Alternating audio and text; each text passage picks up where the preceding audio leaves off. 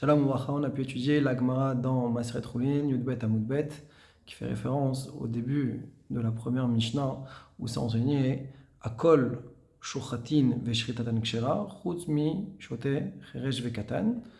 Toutes les shritot, abattages rituels, sont cachers, excepté pour Cheresh Shote Vekatan, un enfant. Et la Mishnah explique pourquoi un enfant qui ferait la shrita, alors ce n'est pas kasher. Shema yikalkelu et shritatan.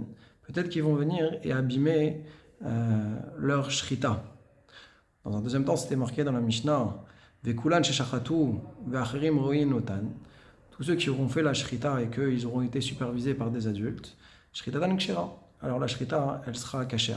De là, Rava dans la Gemara vient et déduit de la première partie de la Mishnah que en mosrin la en chulin.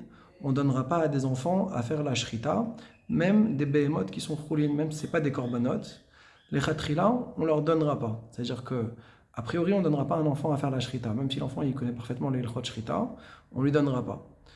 Maintenant, même si c'est vrai que bediavad, a posteriori, la shrita de behemoth chulin sera cachère, on pourra la consommer si elle a été supervisée par un adulte. Néanmoins, a priori, on ne le fera pas.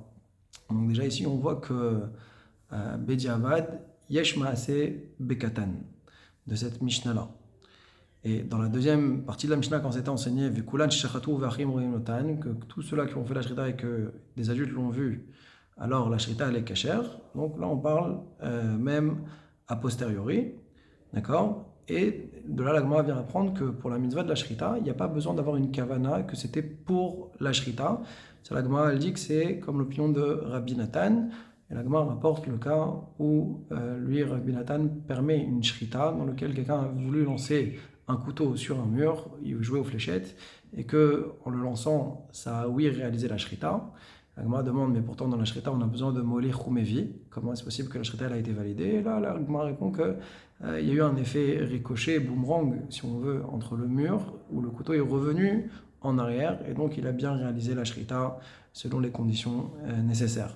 La Gemara continue et dit, sur le sujet de Machashavto, chez le Katan, quelle est la valeur de la kavana d'un enfant? Et la Gemara rapporte, Amar Bicha Baraba, il ramène la question que Rabbi Hanan se posait, est-ce qu'un Katan, est-ce qu'il a ou pas une marshava? Sur ça, Rabbi Ami répond à Rabbi Chabaraba, il dit, je ne comprends pas. Comment Rabbi Hanan il peut se poser la question, est-ce qu'un enfant il a la marshava ou pas? Pourtant, on voit que par rapport au fait, est-ce que l'enfant il a un acte, ça il ne s'est pas posé la question, puisque c'est que sur la marshava. Mais pourtant, d'où est-ce qu'on apprend qu'un enfant il a oui, un maasé, son action s'appelle une action? Eh bien, on l'apprend exactement de la même Mishnah, où est-ce qu'on apprend qu'un enfant n'a pas de marshava, puisque c'est la Mishnah dans Kélim, où là-bas c'est marqué que des tinocotes, des enfants qui sont venus percer des écorces de fruits et qui en ont fait un cli. Alors on dit que là-bas, ça s'appelle un cli, même si c'est des enfants qui ont fait le cli, donc on voit que Yeshlaem Maaseh. Et d'un autre côté, on voit que c'est marqué que dans cette même Mishnah, qu'ils n'ont pas de marshava. La preuve, c'est que s'ils ont trouvé ces écorces de Kéli qui sont déjà percées, alors, et qu'ils en ont pensé maintenant à les utiliser pour jouer avec, puisque c'était leur objectif, eh bien, la Mishnah nous dit qu'ils ne sont pas considérés comme un cli, ils ne sont pas mekablim touma. Donc on voit qu'ils n'ont pas de marshava, parce qu'ils n'ont pas transformé l'objet en Kéli. Sur ça, Rabbi Chia Barava, il répond à la question de Rabbi Ami, et il dit non, la question de Rabbi Yochanan, c'est quand Machashavto nikeret betoch maasav. Quand leur pensée, elle est lisible à travers leurs actions. Comme par exemple, un korban ola qui se trouvait dans le Darom, du côté sud. Or, la mitzvah, c'est de le faire au côté nord, et l'enfant, il est venu, il l'a pris, et il a fait la shrita au nord. Alors là, on pourrait se poser la question, est-ce que le fait que son action montre qu'il est amené dans l'endroit cachère pour faire le korban, ça justifie et ça montre qu'il a une marshava, parce qu'à travers son action, on voit qu'il avait compris, ou alors peut-être que non, c'est un concours de circonstances qui fait qu'il l'a amené au bon endroit. Mais ça ne relève en rien, ça ne justifie en rien qu'il a une marshava, et donc le korban ne serait pas soul, même s'il a été fait au bon endroit, sachant que les kodashim, on a besoin de les faire dans l'endroit qui correspond. Donc ça, c'est le questionnement de Rabbi Yochanan, comment Rabbi Chia Barba il explique. Sur la Gemara, elle objecte et elle dit non, tu peux me dire que c'est ça l'action de Rabbi Yochanan. Pourquoi? Parce que Rabbi Yochanan lui-même, par rapport à une Mishnah dans Maseret Marcherin, Perek Vav, Mishnah Aleph, Elle ramène justement le cas d'un enfant qui a fait monter les fruits sur le toit. Et on nous dit que même s'ils ont pris la pluie, alors la Mishnah dit qu'ils ne sont pas Bekiutan, ils ne sont pas aptes à recevoir la Touma. C'est entendu que l'eau qui est venue sur eux ne va pas les impurifier, ne va pas les rendre aptes à être impurifiés. Par contre, chez Rabbi Yochanan, sur cette Mishnah-là, attention, tout ce qu'on a dit, c'est dans un cas où l'eau hyper. Mais si hyper, si l'enfant il est venu, il a tourné les fruits, alors là, on dit qu'ils sont Bekiutan, ils sont oui aptes à recevoir la Touma. Donc, qu'est-ce qu'on voit ici? Que quand l'action de l'enfant, on peut comprendre à travers son action quelle était son intention, eh bien, ça valide et on voit que ça a l'air en la preuve. C'est ici que les fruits ont été rendus aptes à recevoir la Touma. Là, la rosée qui va tomber dessus, ça sera apte à rendre la Touma. Alors, la Gemara, elle dit alors au final, donc on n'a toujours pas compris quelle est la question de Rabbi Yochanan. Si Rabbi Yochanan, il sait déjà répondre au cas de Marshavto Nikeret Betor Maasav.